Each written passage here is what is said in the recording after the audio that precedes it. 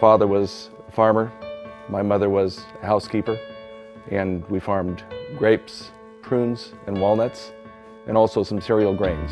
So it was a different period of time. My dad, on the side, always made home wine. He kind of garnered the attention of the neighbors, and Charlie's wine was known to be one of the best wines around. So by the time I got out of high school in 1969, just shortly thereafter, I was given an offer by my mother and father to join them in the business of wine. We began very small. 1972 was our first vintage. We ended up making about 250 cases of Cabernet Sauvignon. It seems like he sold every last bottle for $4.50 a bottle to anyone who would come by. So my father was never afraid to take chances. He was after making quality wines. And so those sorts of things, I think, are values that I try to instill in my current life with my own children. So we'll stick with vineyard practices that work for us, but we're always continuing to try new practices that might be more efficient, might work better for us. So we're constantly experimenting, especially on the vineyard side of things. So of course every winemaker has their own style and they have in mind something they want to create, but there really is no textbook that tells you how to make wine. A lot of what we do is through experimentation, pushing the limits here and there, trying something new, and I think that's really what keeps the wine industry on its toes. That's really what makes it a lot of fun. In 1973, our Cabernet vines had set a large crop. We went out and pruned off half the crop, throwing it to the ground. And with that, we made an extraordinary wine.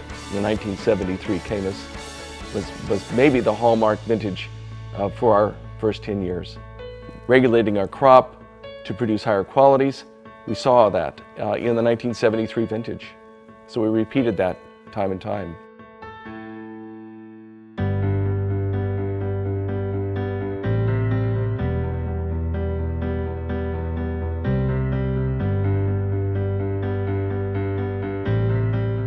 We began to see some great wines being produced from other parts of California.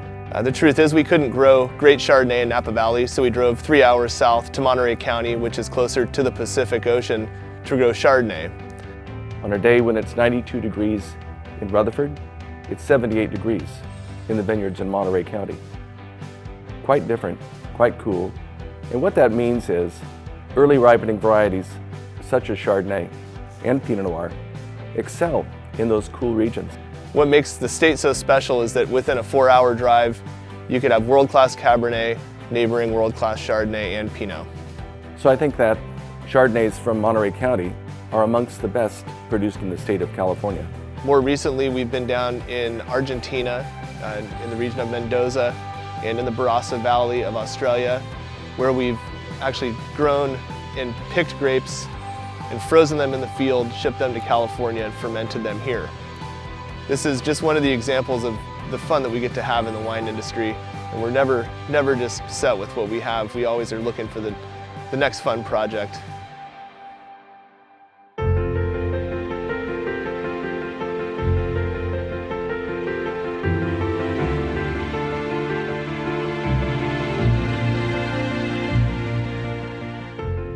Retains an interest for me because of that change every year Mother Nature brings to us, whether it's drought, whether it's warmth, cool year, difficult years, easy years. When the grapes are harvested and brought to the winery, how do you deal with them? What do we do now? And it's always different. So the wines are never the same. And while we try to make wines exactly the same every year, it's impossible. Mother Nature does not allow for that. Every year, Mother Nature provides us with different challenges. That really is a fun part of the job. Every year is different. Certain years, a vineyard site might be performing really well. Other years, you really need to get creative, use your intuition to try to think of a way to make that quality fruit from a difficult year. Well, while Napa Valley's been around for a long time, I've seen big changes during my 40 years working here. Little traffic years ago to now, 3.5 million visitors a year. When we started our business, our first vintage of 1972, We had about 15 competing wineries at the time.